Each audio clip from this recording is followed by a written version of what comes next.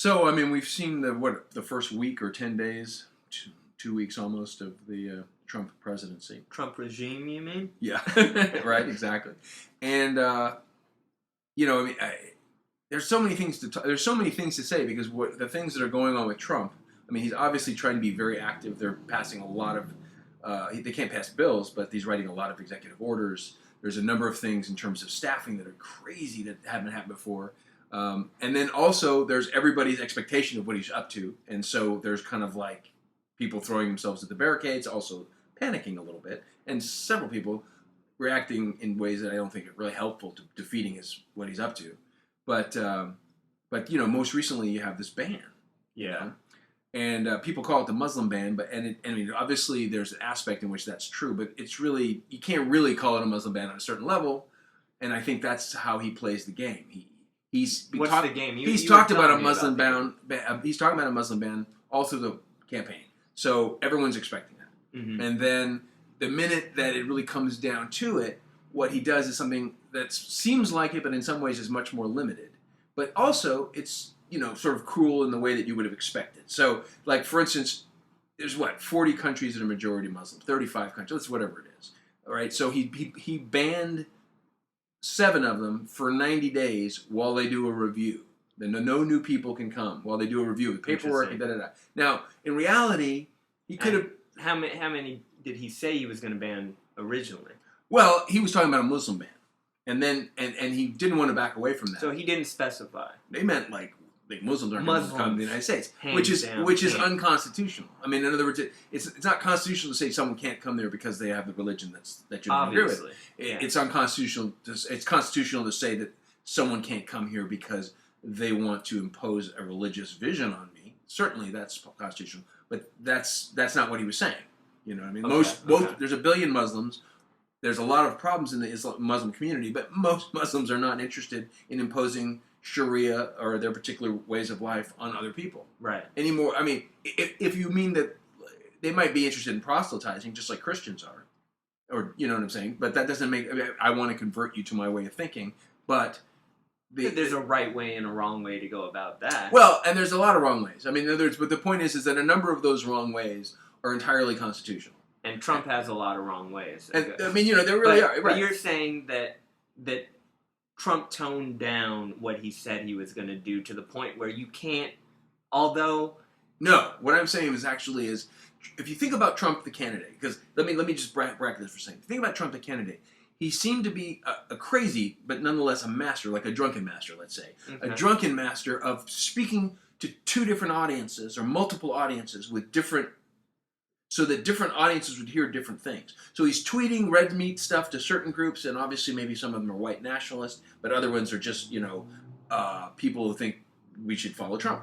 You know, and he's saying certain things like, I'm going to ban all Muslims, which you wonder if that's entirely for his people, or if it's for people like me, who that gets my blood up. You know what I mean? That's like, I don't think that's right. I don't think it's right to just say, I don't like this religion, they can't come here anymore. So, and then, of course, he said Bernie should have won, and probably would have beaten me. You get what I'm saying? Right. In other words, yes, exactly. So he's talking to Trump. There he's talking to Bernie supporters like, yeah, that's right. You know, I mean, he's talking to people that are disaffected because they felt they should have won, and also maybe they could have won, except that they were kind of defeated by nefarious deeds or what have you. And so then they're like, yeah, I mean, he didn't really win a lot of those people, but he won some of them. But the point is that... Well, those people didn't even turn out. I mean, well, that is sort of huge numbers. To some degree that's true. But the point is that he's very good at speaking. He's very good at saying things to multiple audiences and then following up with symbolic gestures. And the symbolic gestures is what we're seeing here. Is what I'm saying. In other words, if you're one of his people, you just saw him do what you hoped he would do. You think there's a Muslim ban. If you're a person in the country who's not one of his people in that sense, you're not like, let's ban all Muslims, but you feel afraid. Then you feel like he's up to something. He's doing something good. Even though you might later come to disagree with what he's doing in terms of at the airports and people with green cards and so forth, your first impression was like, he's acting. He's vigorous. He's protecting me. Even I'm not saying that... So that's what he's doing. Right. I'm not saying that's what he's doing. In fact, what I'm saying is that that's kind of a symbolic gesture, is what I'm saying. And he's a master, I think. I don't know if he's a master. He's very interested in symbolic gestures. And the point is that those symbolic gestures also work on the other side of the equation, and I don't think we do. We think because we've read all the stuff he said, we have an understanding of that he's crazy and what he's going to do or not going to do. But in reality, he could be playing us in the same way with a symbolic gesture. So we're looking for that Muslim ban. He does a 3-month ban on 7 states, and that's the Muslim ban. The way that you get our blood up and keep us from thinking clearly about what we're seeing is you affect domestic people, green card holders, students, people that have permanent residency and the sort of rights to be here, Right. and you immediately affect them in such a way that they're immediately threatened, and so we immediately respond, as we should, with passion and getting lawyers and actually hundreds of thousands of people showing up at the airport and saying we're not leaving until something's done about this, and all of that is legitimate, necessary, but it also convinces us that he's done something that he hasn't done, and so. I'm saying that just like he plays his base in a particular way and is able to communicate symbolic stuff, but we have to be careful that we're seeing what he does and opposing what he does rationally rather than saying that, oh, it's fascism. I mean, I don't mean that he doesn't have a fascistic impulse. He could even have a fascistic or a real fascistic aim. I'm saying bracket that for a moment and say that the way you defend the Constitution in a situation like that is passionately and compassionately, but also recognizing what is actually happening. Mm-hmm. And that takes a moment. It's like you're having to do 2 things at once. You have to act before you know, but then you have to inform, because I see several people in certain parts of the country who are reacting really with violence. You know, like in Berkeley and so forth, because they think what they're saying is fascism. And I'm not saying that there's not a fascistic tendency, but I'm saying that there's a large spectrum of people who don't really know what to think. I mean, like you told me before. And you're not helping them. He's got the book of Hitler on his desk, right? I mean... that's interesting. It is interesting. It is interesting. There's no doubt of that. I mean, that's his ex-wife, just in case you didn't know, his ex-wife in a deposition, and of course she's his ex-wife, but nonetheless, in a deposition, I believe it was, said that he had Mein Kampf on his reading table. And to be honest, if you think about it, Trump is not the kind of guy who has a big reading table on his bed. So, I mean, that's important to think about. Yeah. But, there are other figures who have read, Hitler is certainly intriguing. But, I'm saying that given all the things he's said and what those usually mean as a campaigner, it definitely might be, he's like this with Putin. There's a significant concern of somebody who might endanger the regular, orderly carrying out of the constitutional duties. I mean, how many days has he been in office? That's right. That's the point. Now, of course, every president wants 100 days that's dramatic. So... Well, it's fucking, intense. Well, extremely dramatic. And here's the other thing. I mean, this is what I mean by symbolic gestures. It could be that the Donald is just the kind of person who can't wait. And that we have that sense of him. But it may not entirely be true, because in fact he's waited 30 years to be president of the United States. He's been thinking about this since the 1980s, and he's been talking about it to people. So so he has patience. But we've seen firsthand, I just showed you that video between Arnold and the Donald, right, how volatile Trump is. How he can't not react. He can't let anything go. And that's a weakness of his, but it's also, I mean, we like people who punch when they're punched, punch back when they're punched. But you're supposed to punch up, right? The thing about Donald, he's the kind of person who punches down, too. He hurts little people when they say things about him. Now, which is clear here. I mean, if you're a green card holder, if you're a person with a lease or a business or a family in the United States, and you are suddenly stuck in an airport and then thrown out of the country, that's cruelty. That is, I mean, if you've done nothing specifically in yourself, that there's no indication, you might have been here for 30 years and you have grandkids here, and you have a green card. I mean, that is cruelty. If we had to do it because of military necessity, I could understand it. But the point is, he punches down. He doesn't just punch up. No kidding. And my best friend Tony, she was saying that LAX was in mayhem. Oh, I mean, airports all over the United States. I mean, it was amazing. I mean, this is Los Angeles. It's a great credit to the American people, though. It's crazy. It's a great credit to the American people and this is the thing. This has been a really great week, because if he were smart, Let's just. I mean, if he were smart, it's a very difficult. If he were smart, okay, go ahead. If he were smart, what would he do now? If he were smart, he would have been more patient. The problem is he wanted. In other words, if he's trying to impose some kind of a real fascist agenda or real, I mean, clearly he's authoritarian, but real fascist agenda, anti-democratic, want to disrupt the rule of law agenda. Then the way to have done that is, in other words, then he shot himself in the foot. You're saying he moved too quickly? He shot himself in the foot today because what he did was he essentially tripped several different laws, which meant that within a short period of time he was locked up in court. Well, he doesn't seem to be that familiar with the law. Right. He doesn't seem to understand the way the U.S. government works in a sense, and that's the other thing. Which gives him incredible power at this point because he just fucking does what he wants, and that's how it seemed. Right. As much as he can, he's like, okay, what should I do today? I'm gonna do this, which was on my agenda list. I'm not sure what laws I'm crossing doing it, but I'm president of the fucking United States. Well, okay. Like, actually, remember, he's the head of a corporation right now. The corporation is called the Executive Office of the President. And the executive, like, he's a CEO of a large business, a very large business that has multiple departments. Like, you know, it has intelligence departments, it has environmental departments, it has personnel departments, it has all these, and, you know, it has the Secretary of State and all these sorts of things. So each one of these agencies has their own professional cadre. So when he has a lot of authority over them, so he can reorganize certain things because it's his agency. But that's still subject to the laws as written by the United States Congress, and is still subject to the Constitution. He doesn't necessarily have to know that, though. Usually there's someone who tells you, no, Mr. President, if we do that, then we'll be in court tomorrow. Sure, but he won't even listen to the CIA, or is he listening? He won't even listen to them, and more important, not only did he not listen to them, when he went, he called them, I think he said, he either used fascist or Nazi, I can't really recall which, you know, and I mean, that he was rebuked.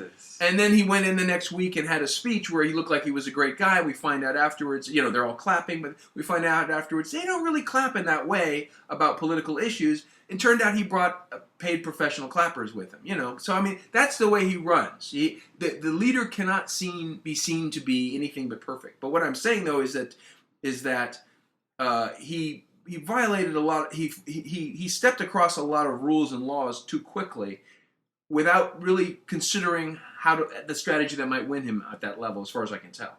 In other words, the point is that is he trying to get himself impeached? Like, no. I think you know. You remember when he was first running, and people were like, he wants to be bought off, or he doesn't really want to do it, right. Advertising for his show, and all that kind of stuff. All that kind of stuff. I never really. I mean, for 5 minutes it sounded funny, but then I'm like, this is not funny. This guy. I remember saying very early, before anybody was saying it, except some people, that this guy could actually win because all you have. I mean, it's like Jesse Jackson said he's got personality. Well, no, you can't argue because that. all it takes to win is to get the most votes. That's it. I mean, in this case, there's the bracket, the question. Well, I think it takes personality to win.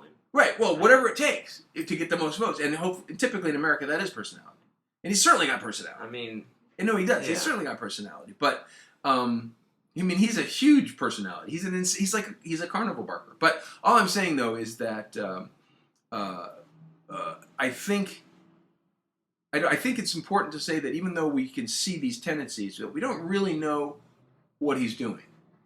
Is he trying? He said that he wanted to be a surprise when he was running, and because he wanted to be a surprise to our enemies.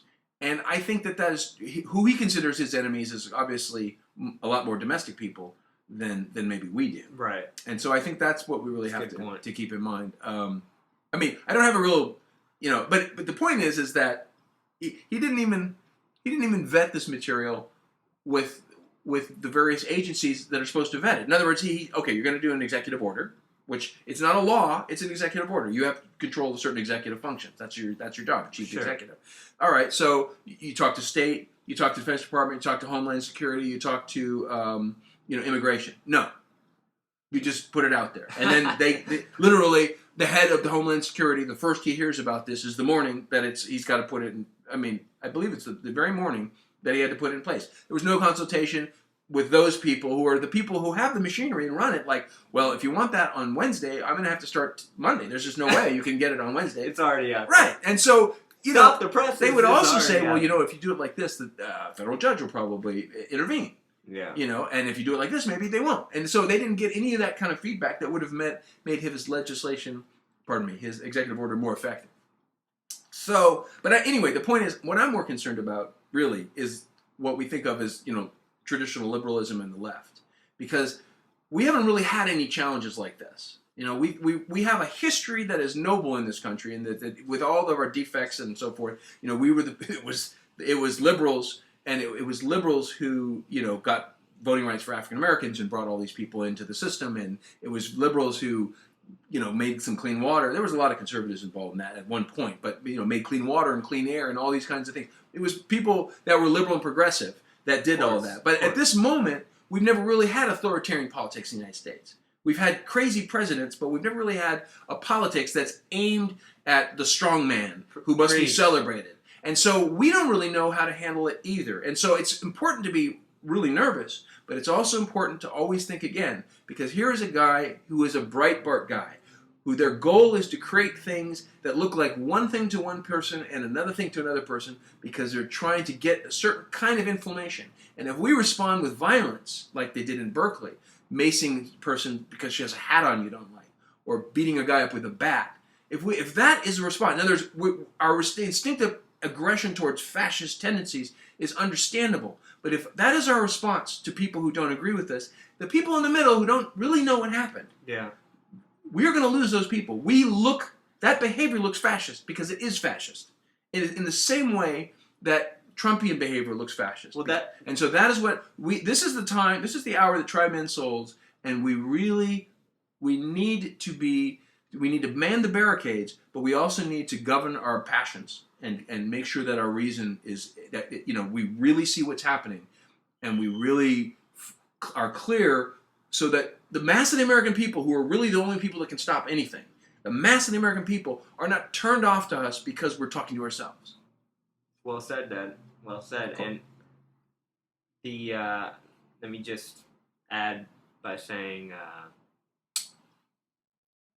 when you have someone who keeps going to the right, it's going to keep going to the right, and then, like you said, it's just going to make the balance shift.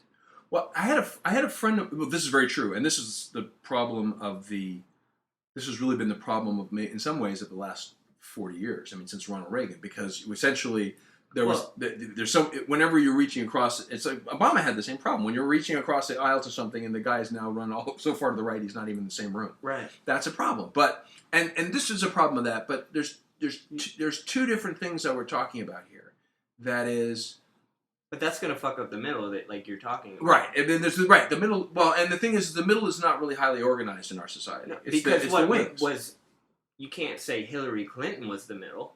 But exactly. She was the middle in a sense, but she wasn't the middle in a different sense, right? In other words, because we don't really have a strong, organized political consciousness in America as a whole, of like, I am an American and this is how I'm organizing my society. Yeah. We don't really do that. We want that to be done by other people, and we want to watch football. And because we don't really, that's how we set the system up. I mean, Concussion. Have you seen that with Will Smith? No, I haven't actually. Oh, you got to see it. Really? It's good, huh? Yeah. Is Smith good in it? The movie is good. Will Smith is good in it. But the movie is definitely good. The whole movie is good, yeah. But because of that... It's impactful. Because... That's a concussion. I'll definitely see it. Yeah. No, but I'm not sure what else there is to say about it. At least I'm happy I live in California. Well, I mean, it's very true. Los Angeles. It's very, but here's the thing to realize, though, that I have friends who've asked me, at what point. I mean, I've actually heard people say, I don't know, maybe the army should step in and stuff like that. First of all, buck up.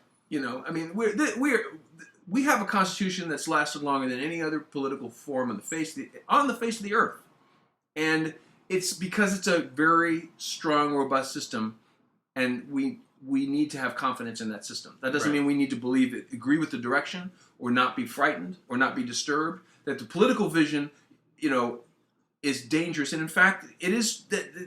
Our system was set up to make it hard for people like hard for people like Trump to get elected, because the president has to have awesome powers. He does have awesome powers, but there's tons of limits, and we've just seen them. I mean, here a week ago he was like, if you're a green card, you're gone. And like now the judge is like, yeah, no.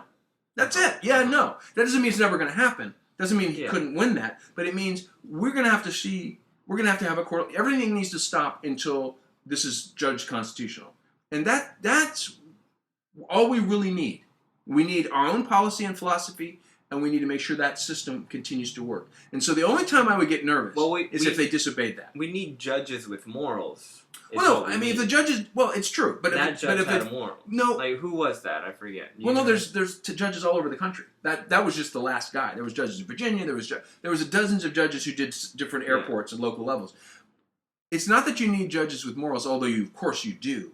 The point is, you need judges who recognize what the Constitution says and what the due process provisions of the Constitution say, and the case law that follows from that. In other words, you need judges who follow the law and who say the rule of law. So what we need, and this is why I'm a liberal. See, liberals, people think it's a policy, but liberalism is the belief in the classic sense is the belief in the rule of law and liberty otherwise. So that means independent judiciary, rule of law. It means a meritocracy by and large. There's and there's a lot of places to disagree, but the point is that an independent judiciary is what just saved us. It wasn't a bunch of people protesting in Berkeley.